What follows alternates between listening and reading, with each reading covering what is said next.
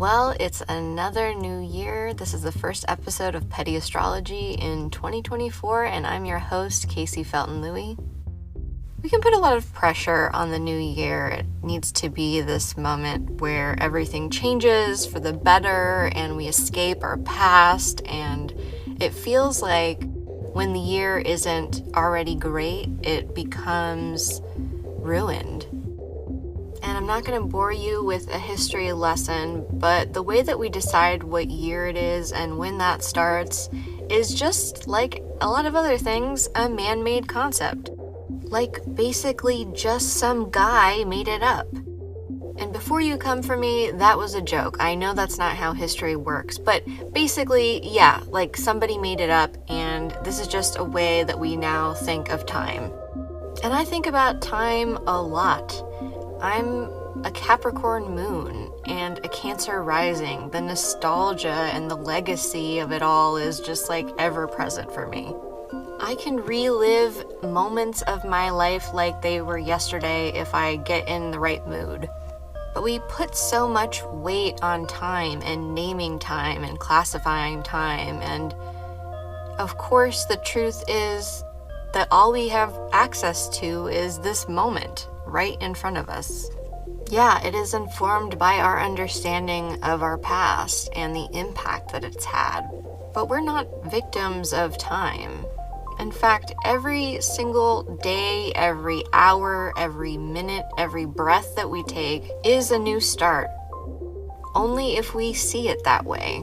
So a new year is what you make of it. And if you're into astrology, which I'm guessing you are, the new year for us is actually in March. That's the equinox, which is when Aries season starts. But we're not in Aries season, are we? We're in Capricorn season. Capricorn is really not about the new. And what if that's okay? What if it doesn't have to be new? What if the truth is that you've been on the path all along, even if it didn't feel like it, even if you couldn't see it at the time? That even despite all of the pain and discomfort, you've ended up with this foundation that you can build something on top of. And that something is whatever you choose it to be. And the only real mistake would be not choosing anything at all. Just letting life happen to you, just succumbing to your old ideas, giving up because you're tired. Capricorn energy is about persevering. Even if you have to take a rest, you get back up, you do the work, and you keep it moving. Trusting yourself enough to know that you'll figure it out on the way. So walking into 2024, it's okay if it doesn't feel brand new. Look at the skills and the experience and the resources and the wisdom that you have at this point in time, and trust that it's enough to get you to the next step. And every moment is a chance to look at things differently, to make a new choice. So Happy New Year to you, but remember that it's not that serious. We don't get just one shot. We get as many as we're willing to take. Today on the podcast, astrologer Jen Russell and I talk about the astrology of Gypsy Rose Blanchard, who was recently released from prison after pleading guilty to involvement in the murder of her mother, whose first crime against Gypsy was giving her a name that's also a racial slur against Romani people, in case you didn't know. After that, I'll talk a bit about the astrology of the week and how you can make use of the energy.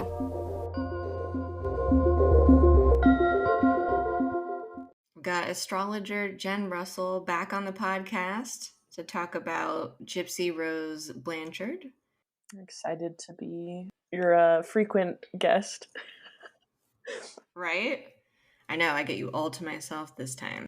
Gypsy was released from prison this past week, so it seemed like a good time to talk about her chart and her life experience and how she ended up in the position that she's in today. So, first of all, if you're new to this podcast, please know that just because you share placements with her does not mean that you are like her or that you will do the same things that she's done or anything like that. So don't take it personally. We're just talking about her specifically. Even having the same placements as someone doesn't mean you're the same as them. Astrology is very individual in that way. So that's our disclosure before we kind of get into the story, which, it does involve a murder and it does involve a lot of abuse. So if you're sensitive to those topics, it might be a good section to skip over. We're not going to get too gruesome with it, but the reality of the situation is that it does involve a lot of really dark things. And so that is just her story. So her family is from the South, from Louisiana. That is where she herself was born on July 27th, 1991, Raceland, Louisiana.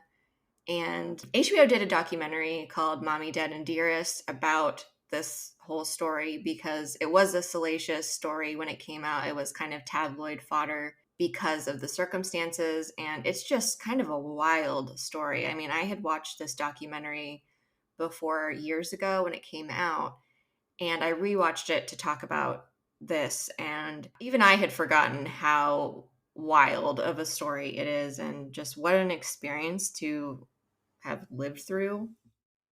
The wildness started before Gypsy was even on the scene. Her parents met at a bowling alley, and her father was actually 17 years old when this happened and met Gypsy's mother, Dee Dee. Yeah, she was 24 when they met and he was 17. I'm like, that's kind of, I don't know.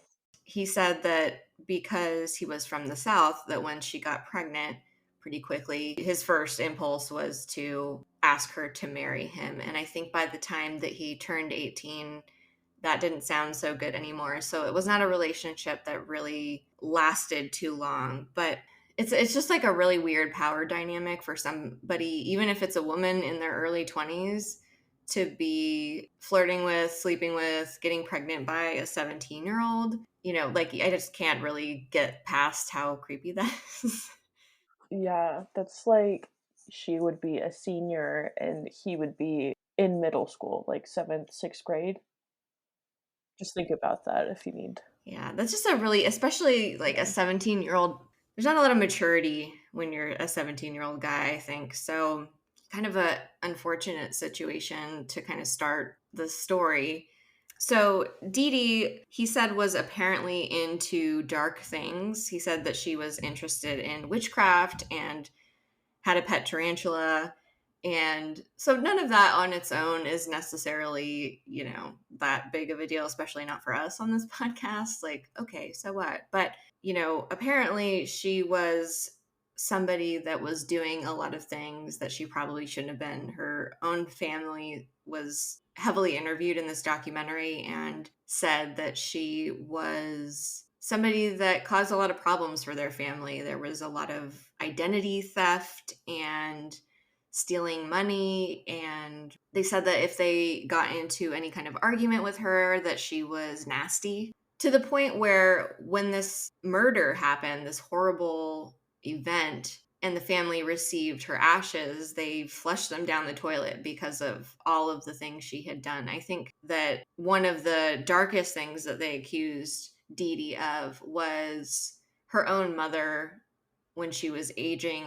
Apparently she was caretaking her in some way, to some degree, and they have suspicions that perhaps in retrospect that Dee Dee might have been starving her to death or had a hand in her passing away. And so her own family that knows her well and has a lot of experiences with her was not terribly surprised that she had been violently murdered. I think the funniest thing to me was how Gypsy's cousin in the documentary was like not shocked at all. He's like, I figured that this would happen because they kind of had witnessed the dynamic between Gypsy and Dee Dee and just seeing like how much control she was exerting over her. And he's like, wouldn't be shocked if something like that happened. He said that she had bipolar, according to him. He described her as having multiple personalities.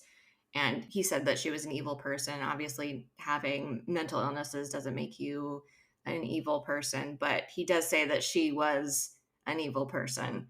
So, not a lot of great endorsements for Dee Dee already. And then she has this child with this 17, 18-year-old. And then the interview with her father, he had talked about how the medical issues that Dee Dee was bringing up about Gypsy started like as soon as she was born, pretty much. Yeah, he said that she claimed that the baby had sleep apnea and was struggling to breathe. And so, pretty early on in Gypsy's life, her mother was already exhibiting symptoms of Munchausen by proxy, which is a disorder where you essentially are claiming that somebody that you're caretaking is very ill and they may not have what you are claiming that they have, which, as it turned out, was completely true in this story. And I think why it caught so many people's attention was because Dee Dee had used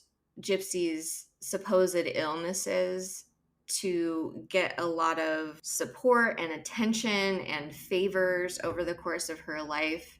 She made her pretend that she couldn't walk, so she was using a wheelchair and very visibly looked ill. Dee Dee was using Gypsy's supposed illnesses to get a lot of attention and favors, and they were living in Louisiana at the time of Hurricane Katrina, which, as we know, is really devastating, and it apparently affected their living situation. And so they were able to get some charity to build them a house in Missouri, and it was accessible for her wheelchair, and it was built with them in mind. And so they have this new living situation. They move out of state. They're further away from Gypsy's father, who's still living in Louisiana. So it's just kind of the two of them, it seems like, for much of her life. And so Dee Dee was really exercising a huge amount of control over her daughter. And in fact, Gypsy says that when they would spend time with other people, her mom wouldn't let her even really be alone with people and would be usually holding her hand and kind of squeezing her hand to make sure that she said the right thing. And it's so interesting because looking at Gypsy's chart, she has a Libra rising, and pretty immediately in her life, she's kind of put in this position of forced codependency with her mother, where it's like they're kind of a package deal, which is an interesting expression of that Libra energy, right? It's like this duo, and all of the pictures you see of them from this time, they're like really close together. They look like best friends. And that was the narrative that Dee Dee had Gypsy kind of portraying to their friends and sort of the media that was around them at the time due to, her charity work. And she kind of was like a show pony in a way, that Dee Dee would take around. And there's footage of Gypsy doing a little song at some charity event. And, she used her daughter having all of these illnesses to get attention for the both of them in a lot of different ways. Just the two of them being this unit, this forced unit, I feel like, is how that Libra energy is playing out for her. When you're raised in this type of environment, this is all this girl knew, was to be right next to her mother, to be doing exactly what she was cued to do, speak in a certain way. I find the videos of Gypsy during this time really creepy because there is this forced sweetness about her. She's overly bubbly, and it's unsettling to me because it feels so intense and like put on and extreme. And I think part of that is because Dee Dee was claiming that she was mentally disabled as well. So Gypsy was forced to kind of play that role in a certain point. So like her entire childhood is just this like elaborate performance, which, for a kid is a lot. I mean, and that was all she knew. So her development was around performing this role of very sick kid. And in fact, the list of illnesses that her mother was saying that she had was very long. She said epilepsy, said that Gypsy was vision impaired, hearing impaired, had quadriplegia, muscular dystrophy, anemia, hypoventilation, asthma. She said that she was mentally disabled, had leukemia, incontinence, lung disease, and a heart murmur, to name a few. So she was like in and out of doctors all the time and on a lot of medications as well. And so I just can't imagine what this does to a child's body, to have all of these Yeah. issues because she was like heavily medicated. Yeah, and it's not like she had a choice because she had a feeding tube put in when she was still a young child. So, and her mom was in control of like her all of her food intake, all of her medication intake. She's like she could just put it in her tube while she was sleeping. So probably didn't even know most of the things that she was being given, but she trusted her mom because She didn't have a choice. like what kind of mother would Yeah. do this, you know? Like yeah, and she wasn't around family. It was kind of just her and her mother. So sad. Yeah. All children are kind of at the mercy of their parents in a certain way. And I think this is just a really extreme case. It's a case that makes me sad that children don't have more rights because this went on for so many years.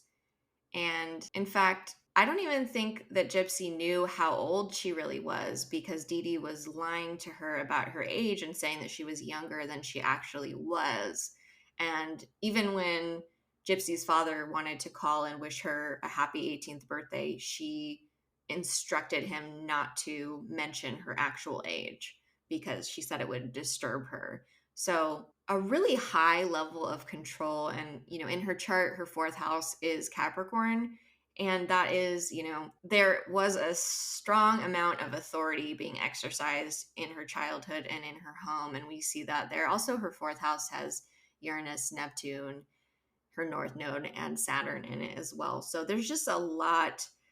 It's heavy energy Yeah. in that very personal, sensitive house of home and childhood and Yeah, it yeah. feels erratic. It feels like there's a lot of deception going on, even with the drugs that were being given to her, like I can see that there's maybe some fogginess in this area as well. Like I would imagine that if she's on such heavy medications, there's probably stuff that she doesn't even remember or cognify clearly.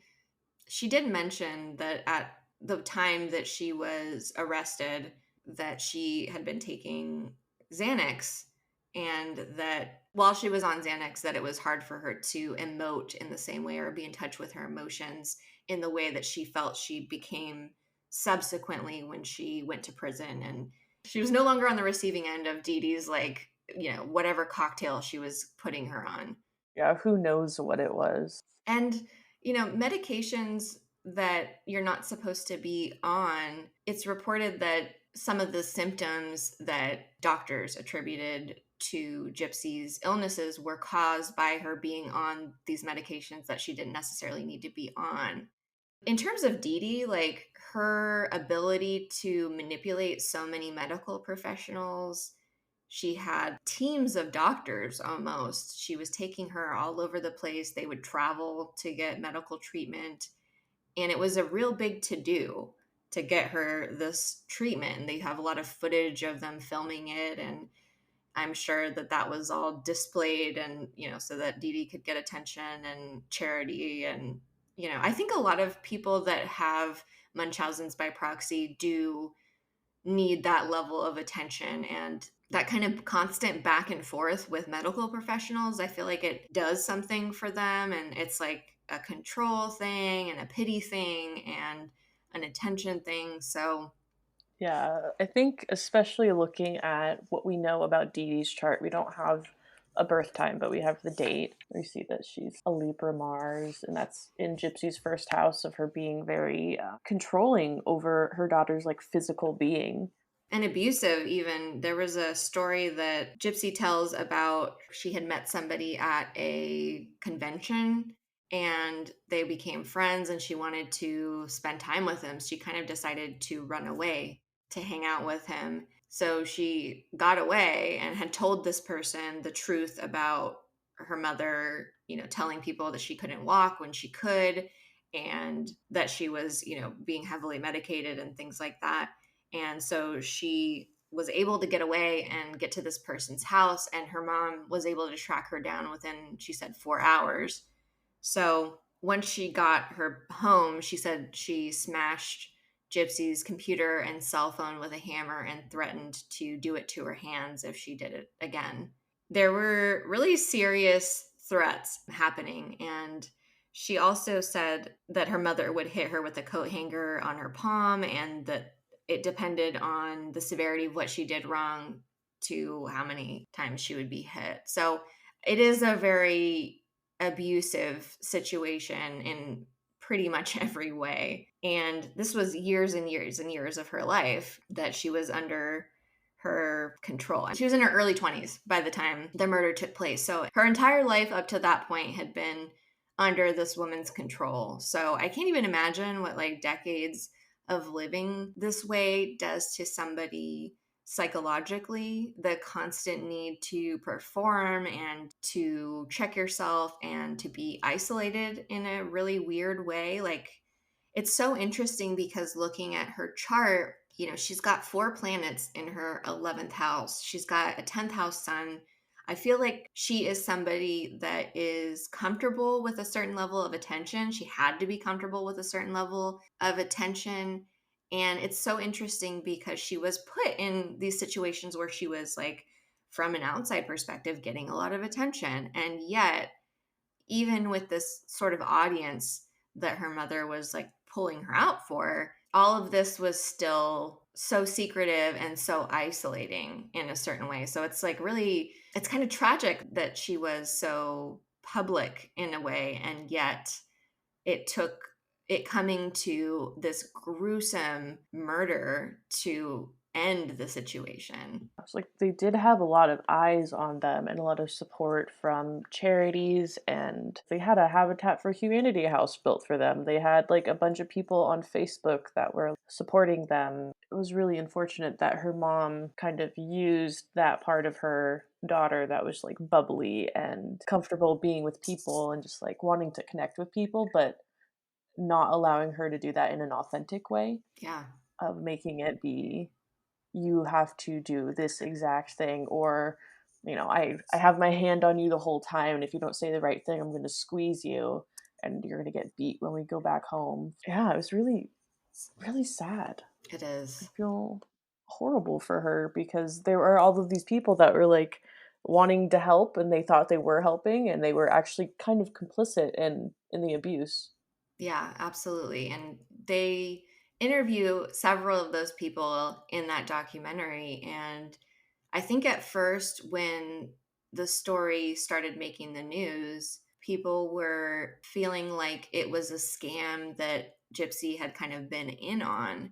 And I think as more information came out, the media and the public in general kind of realized that there was a lot more to the situation than just two people running a scam, right? It was somebody exercising an inordinate amount of control over a young person who really was an adult but had not been allowed to be an adult in most ways. Yeah. I was like, I don't even know at that point. I don't think Gypsy knew how old she was, No. even. Like she didn't know she was like 23 when it happened. I think she thought she was like 18 or younger, Yeah. and mentally she was kept very childlike her entire life. Yeah. It's really hard to tell how much she knew. I think she just felt desperate and needed to get out of the situation. Can't blame her because this is horrible. And I think, especially with the amount of control that Dee Dee had, and when she did try to leave before she got found super fast, that she didn't see another way out because, around all of these professionals that are helping, and they're just helping her mom abuse her worse. And like, who's going to believe this supposedly mentally disabled child that she's actually fine? They're gonna be like, no, go back to your mom. She knows what's best. I don't see any way that that this wouldn't have ended in a way like this. Just unfortunate. She didn't really seem to have relationships with adults outside of people that her mom knew. She didn't have someone that she could have gone to besides her friend that was like around her age. But what are you gonna do? She said so much in her interview while she was still in prison. She said that she felt that she wouldn't be believed because of her diagnoses. And I mean, there was a lot of documentation and a lot of paperwork saying that she was not at a level to where she could be kind of making those kind of declarations, that she wouldn't even be taken seriously. So her Virgo energy, she's got a Virgo, Mercury, Venus, and Mars. And I think that really came in handy with what Dee Dee was putting her through. There was like an attention to detail that she kind of constantly had to be aware of. She was just constantly on and performing and controlling her performance. And it's interesting because she does have this 11th house in Leo. So, like, her relationship to the public at large was this performance in a certain way. It was a highly controlled performance. And you can also see her Venus is trine her IC. And so that bubbliness, that control was leveraged for her family, which was her mom at the time. Her father even said that at one point he went to visit her and that she was shaking so bad when she met him. He suspected that her mother had put something in her ear about him. Like, he was shocked by how nervous that she seemed to meet him. And so he was like, I don't even know what she told my daughter about me, to make her that nervous. So, abusers tend to do this. They tend to isolate their victims, right? Because it enables them to continue doing what they're doing.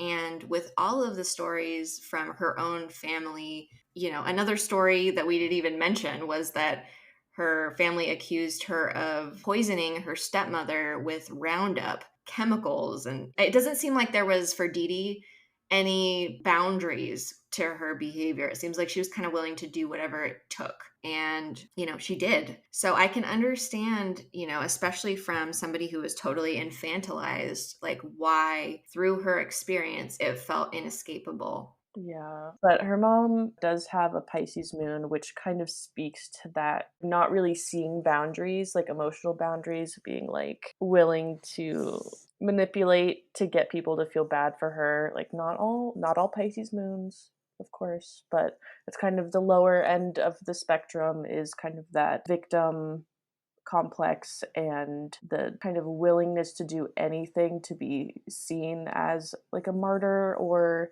needy. And she also has some Taurus placements, Mercury and Sun. So she kind of also has like that hard headedness. She's decided that this is the way it's going to be. And there's nothing that her daughter can say or do that's going to change that. And with that Pisces moon, she's also got a Gemini Venus. I feel like for her, the truth could be whatever it kind of needed to be to accomplish whatever it was she was trying to accomplish. And we see that over the years of her doing this and all of the other things that she did to other people. Some of the other stuff that she did was shave her daughter's head to make her look sicker. So, I mean, this little girl was not even allowed to have hair. You know what I mean? Like, it was just so extreme, the amount of control that she had over just like every aspect. Yeah, they put her in a wheelchair. She could walk. She's like, "Oh, your hair's gonna fall out eventually. You're not going to be able to walk eventually. So we'll just do this now."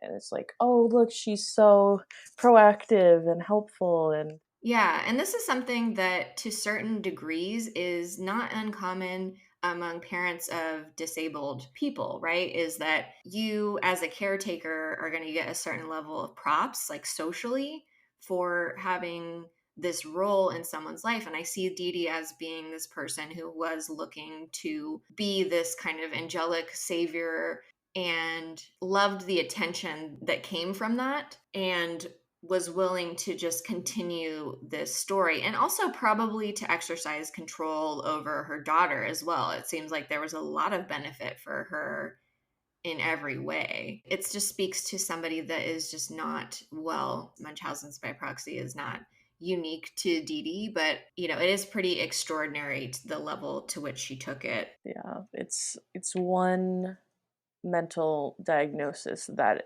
kind of has that element of harming someone else as part of the requirement to be diagnosed for it, which they couldn't diagnose her with it because she was dead. Like, we don't do postmortems like that, but it seems pretty clear that that's what was going on based on what Gypsy has said and all of the records from doctors. Even one doctor in 2007 that kind of caught on to what Dee Dee was doing and had written a letter to her a previous doctor suspecting that she had Munchausen's by proxy, because it wasn't making sense that Gypsy was supposedly not able to walk, but she had normal muscle tone in her legs and was able to stand, even though she had been wheelchair bound for like 7 years at that point. But Dee Dee was requesting all of the medical records, and that letter was, of course, included. She found out, and then they didn't go back to that doctor until like 2015.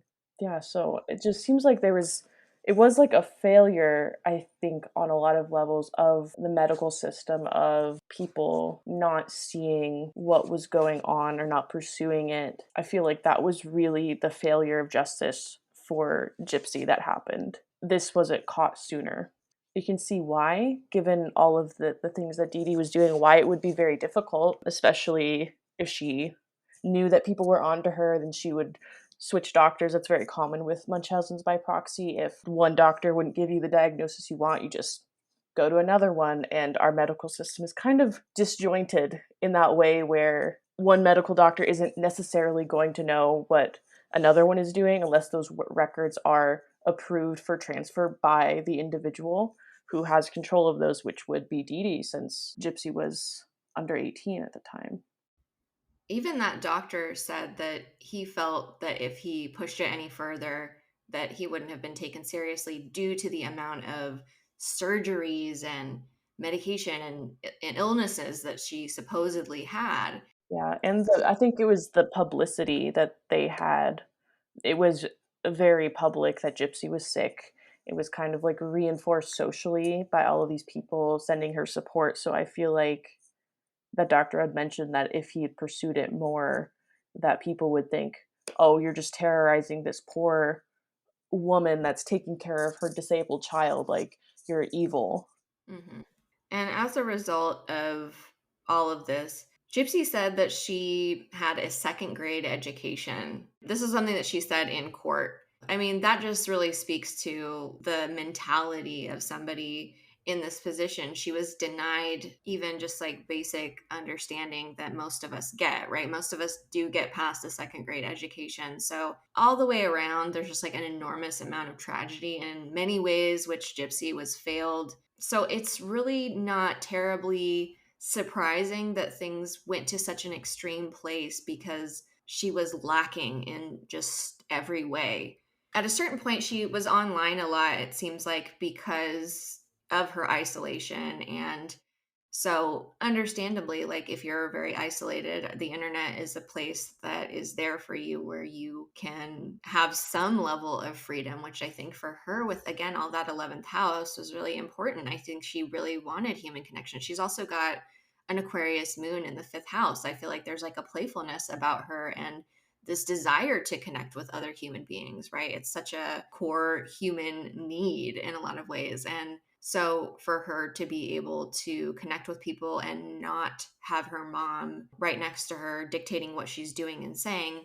So through that, she apparently met Nick, who is the boyfriend that ended up doing the murder of her mother, on a Christian dating site of all places. That was something. He apparently introduced her to BDSM, and she was actually warned away from this guy by one of his exes who said that he was a bad guy, but she didn't believe her because she figured it was just, a disgruntled ex girlfriend. And also, this is a situation where Gypsy was not dating, she didn't have a lot of experience in this area at all. She had very little experience in any area because of her mother. I think, particularly with the way that women are socialized, we are given so many messages that kind of the ultimate achievement in being a woman is being able to, have a man that shows that you are attractive or,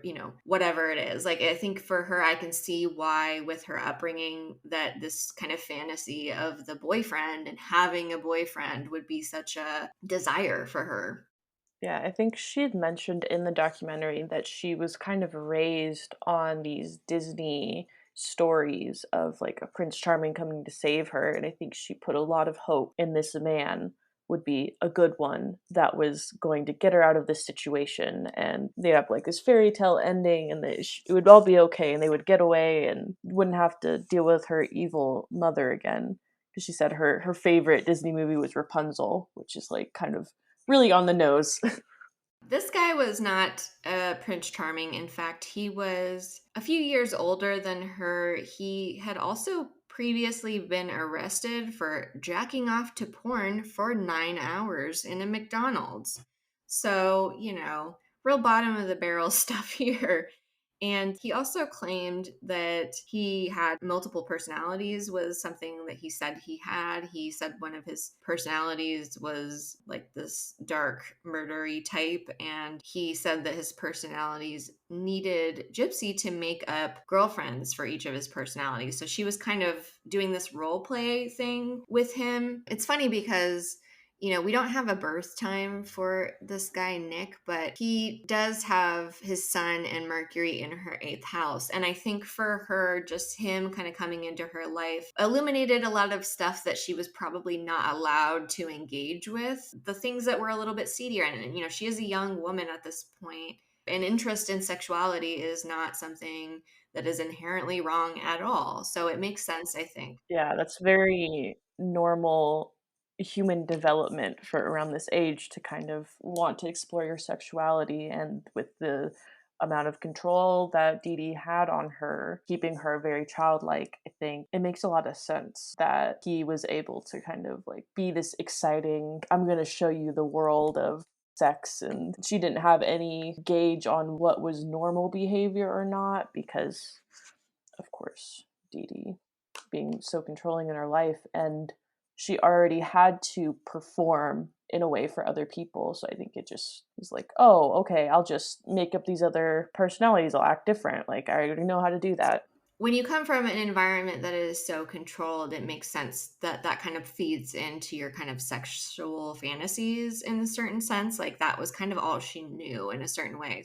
So they would chat online while Dee Dee was asleep, and it was kind of this secret situation. And she said that a year into the relationship, she told him the truth about being able to walk and kind of what her mom was doing, and said that this kind of situation started as Nick saying that he would protect her from her mom, and that's kind of where this originated. And so at a certain point, things became too much for her, and she said that she was kind of willing to go for this plan B of this sort of fantasy they had of him rescuing her through this murder of her mother.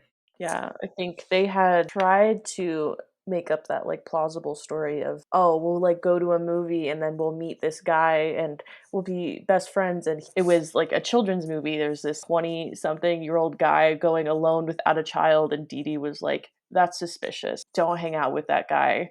And then after that, I think that was when they decided, okay, we have to kill her, like we don't have another choice. We'll never be able to be together.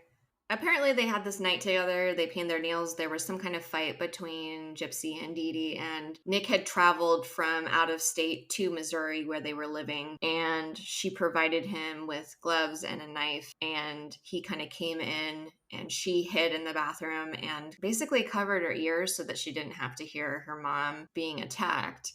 Then he, came in and brutally stabbed her, and then they had sex, which is pretty disturbing. I guess that was like a compromise they came to so that he didn't rape Dee Dee after murdering her, which is very disturbing. And so she was uncomfortable with the idea of her boyfriend raping her dead mother. So she was like, how about you rape me instead? She said that during that moment, like he did things that she didn't consent to and that she didn't consider consensual. She said that she tried to get him to stop and he didn't. And so it's just really like all around on every level, just a horrific moment. And then they realized that they had a lot of packing to do because they were, fleeing the scene of a crime. And so they kind of moved on and they left and went to his family's house, which they had the story that she was kicked out by her mother and that's why she was coming to stay with them. And so the family allowed it. And they said that they thought it was weird that she had a wig, because she didn't have any hair. And so that's what she would do. And she had all these like wigs from the role play and the cosplay that she was into. That was her kind of way of not looking like a sickly person that her mother had made her look like. She was wearing this wig, and the family was like, this is odd. Following the murder, there was a post that was made on Facebook from Gypsy's account saying that the bitch was dead. And that was what drew law enforcement to the house several days later to discover that she had been murdered. So it was pretty quick after that that police were able to kind of figure out what had gone on. And Gypsy and Nick, their paper trail was just like, it was very easy for them to kind of assemble what had happened because their communication had been texting and online. So, I mean, there was not really a question about whether they had involvement. So, yeah, it was really interesting. In the documentary, you could see that Gypsy was really trying to downplay it. I don't think she knew about all of those things that the police could get. She was a very sheltered, controlled person, so that makes sense. And the boyfriend, Nick, seemed very honest with the police. Like, he was just saying exactly what happened. His mom said that he's diagnosed with Asperger's, so autism spectrum, which definitely doesn't mean that you're a murderer, okay? Like, I'm autistic too, and I don't fucking kill people. But I think that was kind of the excuse in a way that they were trying to use for him, that he didn't know what he was doing, or like the Gypsy was manipulating him. It was like a weird situation. But from him, it just seemed like straight up he's like, yeah, I did it, and I did it for her. She asked me to. and when she was arrested, she at first tried to play a role. She kind of dipped into that performance aspect of herself that she got so good at by being Dee Dee's daughter, and was saying, oh my God, my mom's dead. She was my best friend. And she seemed very emotional. And then, once they, I think, presented more evidence, it kind of stopped. But she did at first, I think, even to her father and stepmother, say that they had a lot wrong in terms of how they were portraying the situation. So she kind of fed into this idea of her innocence. And then once the messages started being pulled out, I think that's when she realized that she wasn't going to be able to kind of sustain that lie that she was telling them. And her father and stepmother have a lot of sympathy for her just due to knowing Dee Dee and what she had done to her and other people in their family. So even the extended members of her family were not terribly surprised that things had gotten to this point and that Dee Dee's life ended the way that it did, I think just because of how she lived. Gypsy herself has expressed remorse for what she did. I mean, she says that she wishes that she had gotten in touch with her father and gotten help that way. Obviously, we've talked about why that might not have been something that she originally thought to do, but she does have a lot of support from that part of her family now, which I think is a really good thing, as she just got released from prison a few days ago, 3 years early, and is now, I guess, on probation. So she is no longer in prison. So I think having that family support is going to be really important. I don't know about what kind of mental health support Gypsy might have received in prison. And that is concerning to me because for somebody that grew up with this level of control, I mean, that does something to somebody psychologically. And so, that's been her entire life. And then following this horrible murder, she just spent the past 7 or so years in prison. And what we do know about prison is that it's not a great place to heal.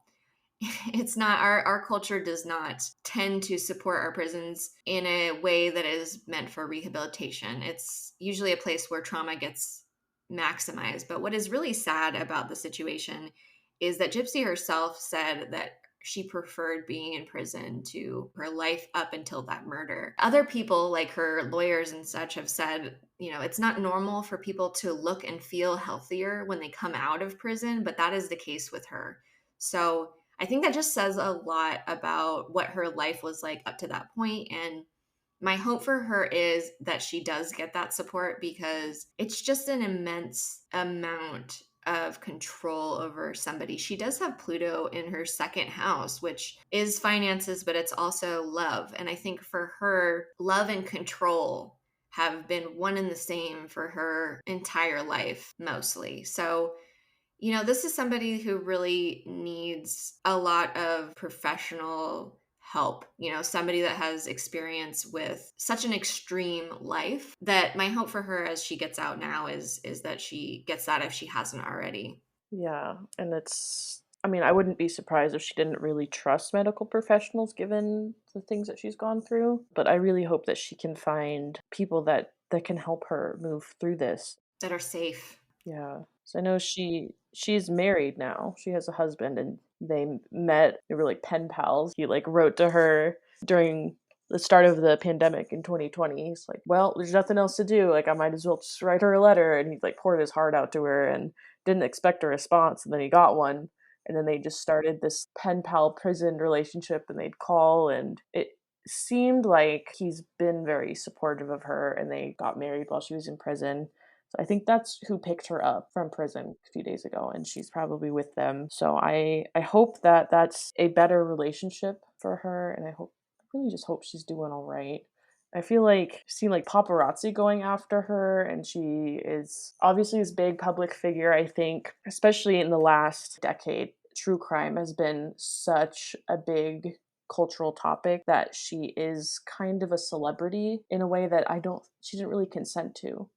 She's always kind of been thrust into the public eye, whether it was through her mom using her as like a prop to get attention and charity, or from like true crime content creators using these gruesome details of her mother's murder and everything as kind of like sensationalized story.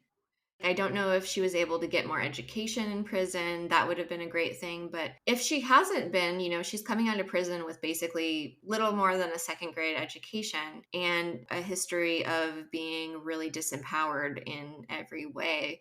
And so the fact that she is receiving all of this attention, she's got an Instagram account, she's got a book that I think she wrote in prison, she's doing some media stuff. And so I would not be surprised if going forward she is some kind of an influencer. She considers herself an advocate for victims of Munchausen by proxy. So I wouldn't be surprised if that is, more in the cards for her now that she has her freedom. She doesn't have a lot of ways of sustaining, taking care of herself, really. Like, that's the sad part, is that does she really have a choice in being an influencer now to just make money to survive in this world? Yeah, she was not allowed to develop those skills, and I do feel like she's probably going to go the influencer route. That just seems like from all of the pictures that she's been posting, and she's been giving interviews. Like she gave an interview to People magazine a few days ago, like right before her release, and there's like a lot of things in the works. And of course there was that series. Yeah, they did make a TV show about the story. And so it is interesting. She has an enormous amount of public support for somebody who planned the murder of her mother.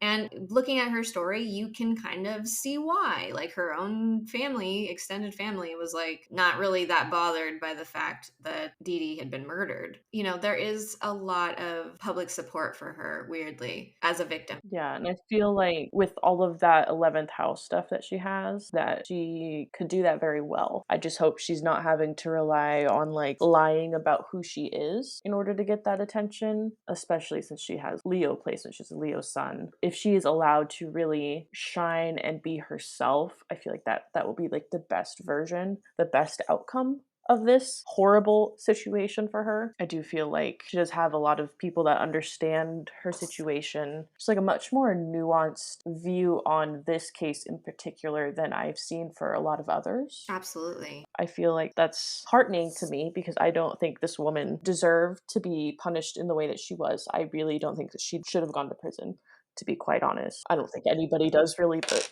that's that's another topic. But Story for another podcast. But yes, I agree with you. I think that it would be nice if in situations like this where she is a victim in every way except for the murder, like except for that one moment, I think people, you're right. I think there is a lot more nuance and they're understanding the dynamics are not so simple in this case and that she genuinely was a victim. So I'm looking forward to, seeing how things play out for her, where things go for her in the next few years. I'm sure it'll just be interesting to see how she uses the attention that she has on her and what she chooses to do with it. Yeah, I think she could be good doing like some activism work around child abuse, especially like medical abuse. I wouldn't be surprised if that's kind of the route that she chooses to go given her experience, but also I wouldn't blame her if she didn't want to touch that with a 10-foot pole. I think that she is remorseful enough, and I think she does have this desire to like be honest or put things out there. It seems like she really did love her mother from all of the things that she said. And that interview she gave a couple days before her release, she said she did regret it and she really wishes it didn't have to come to that. From everything, all of the evidence and all of the things that her mother did to her, I really understand why it came to this conclusion. She didn't really see that she had another option. It's tragic, and I'm happy that she's free now and she can kind of, for the first time in her life, choose her own way. Yeah, and I think that North Node in the fourth house in Capricorn, to me, it's like she's got this opportunity to rebuild stability for herself and kind of redefine what a family and emotional intimacy can look like. You know, it doesn't have to be wrapped in deception, it doesn't have to be displayed for the public. So that is my hope for her, that she is able to find that and create that for herself. All right. Well, thank you so much for being on my podcast again. Oh, anytime. I love chit chatting or air placements. Just gonna talk about astrology.